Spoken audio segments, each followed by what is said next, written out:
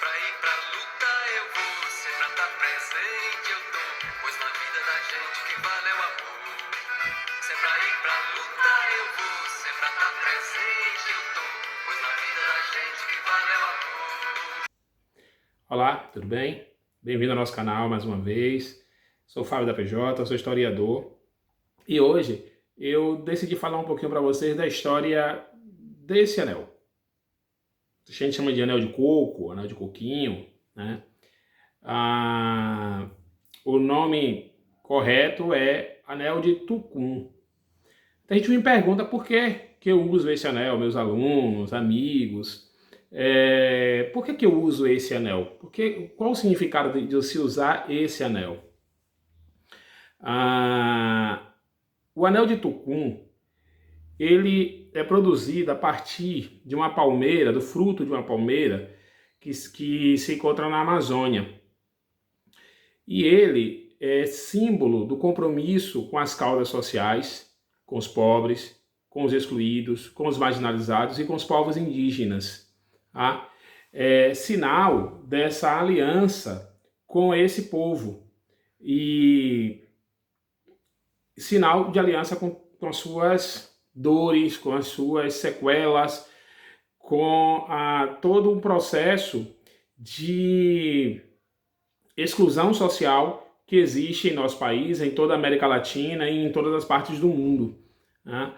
Ele representa também a opção preferencial pelos pobres feita por nós cristãos que nos comprometemos com essas causas das quais eu acabei de falar. Usar esse anel para nós que somos cristãos significa dizer que estamos comprometidos com as causas sociais. O Gustavo Gutierrez, um importante teólogo da libertação, um padre peruano, ele chega a dizer que hoje em dia a caridade ela precisa ser uma caridade política, não mais uma caridade de dar o que comer ou o que beber. Não quer dizer que a gente tenha que parar de fazer isso. A gente sabe que tem pessoas que passam fome, que passam sede, que têm diversas dificuldades no dia a dia. Mas significa dizer que precisamos ir mais além nesse compromisso.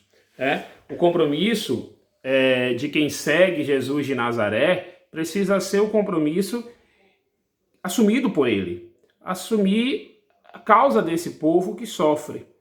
É por isso que muitos de nós cristãos utilizamos esse anel. Né? Insisto, não quer dizer que a gente não tenha que ter ações emergenciais, como por exemplo agora, né, muita gente fazendo doações de alimentos, de agasalhos, ajudando na questão da água, que é essencial à vida para aqueles que não têm. Mas não quer dizer que você não tenha que fazer isso. Também não quer dizer que isso tenha que ser uma prática permanente, que essa tem que ser uma prática que se mantenha ininterruptamente. Não. A proposta que os cristãos da libertação apresentam é de que essa caridade política da qual Gutierrez fala é que tem que ser a mais urgente e a mais presente. Porque no momento em que essas pessoas têm os seus direitos políticos, civis, sociais resguardados, essas pessoas não vão mais precisar dessa ajuda emergencial, porque elas não vão estar mais passando fome, porque elas não terão mais falta de acesso à água e a aquilo que é essencialmente necessário à vida. É esse o compromisso que todos nós precisamos ter no nosso dia a dia, no seguimento ao Evangelho de Jesus Cristo. Não dá para querer, ser cristão e dizer que tanto faz. né, que a vida tanto faz, e dizer, e daí? Que tanta gente morre de fome, que tanta gente passa necessidade. Também não se pode aceitar que se diga que essa é uma condição imposta por Deus. Não, não é uma condição imposta por Deus. Não o Deus que eu acredito, não o Deus que o cristianismo da libertação prega, né? Deus é Javé, Deus dos pobres. E Jesus de Nazaré, ele veio ao mundo para anunciar a boa nova aos pobres. Por isso, assumir o compromisso com os pobres é estar, de alguma forma, nesse segmento mais firme, mais presente, a pessoa de Jesus Cristo. Não dá para ser cristão sem assumir essa causa. Agora, essa causa, ela é muitas vezes perigosa de ser assumida. Eu sou mestre em História e na minha dissertação de mestrado, eu trabalhei com o cristianismo da libertação na região da Diocese de Amargosa, que é a minha diocese.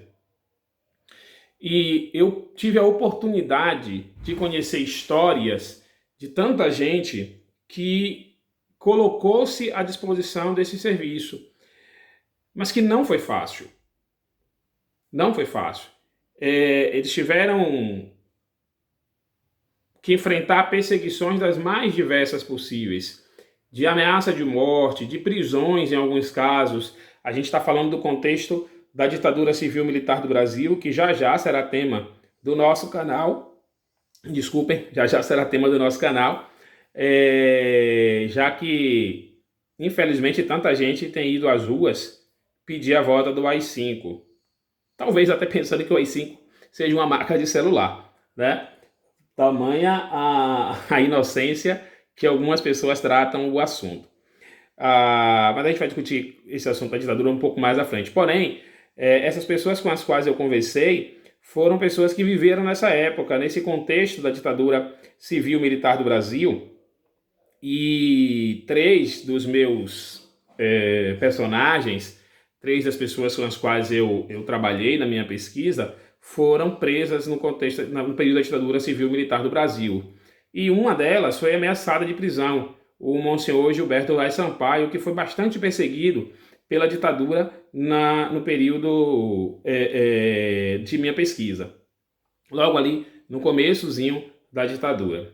A ironia é que mais tarde, bem mais tarde agora, esse ano, recentemente, foi feita uma homenagem ao Monsenhor Gilberto Vaz Sampaio, por favor, homenagem entre aspas, dando o nome dele a uma escola que foi militarizada no município de Varzedo.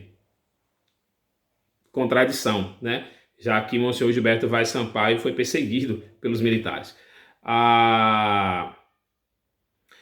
Enfim, a gente tem uma forma de viver o Evangelho, o cristão da libertação, ele tem uma forma de viver o Evangelho associado às lutas dos mais pobres, ao compromisso com os mais pobres. Se não for dessa forma, não tem por que viver o Evangelho. Não há como viver o Evangelho. E essas pessoas com as quais eu trabalhei na minha pesquisa, elas foram pessoas que se colocaram realmente à disposição dessas bandeiras, né? Durante todo o período em que a gente vivenciou a ditadura civil-militar do Brasil, esses cristãos da libertação estavam atuantes, presentes nas comunidades, nas periferias, sendo testemunhas vivas de um Jesus Cristo que se comprometeu e se compromete com a causa desses excluídos. Bom, então é por essa razão que nós usamos esse anel. Usar esse anel, muitas vezes as pessoas até usam por moda, né, sem entender qual o seu real significado, mas nós usamos para deixar muito claro para a sociedade e para a igreja de que lado nós estamos, quem a gente quer defender, para quem a gente quer anunciar a boa nova. Os pobres, os excluídos, os marginalizados, tá? Fiquem com Deus, aquele abraço, tá? E até a próxima.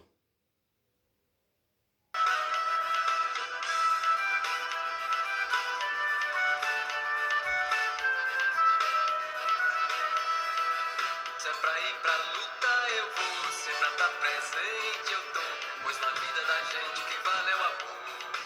Se é pra ir pra luta eu vou, se é pra estar presente eu tô, pois na vida da gente o que vale é o amor.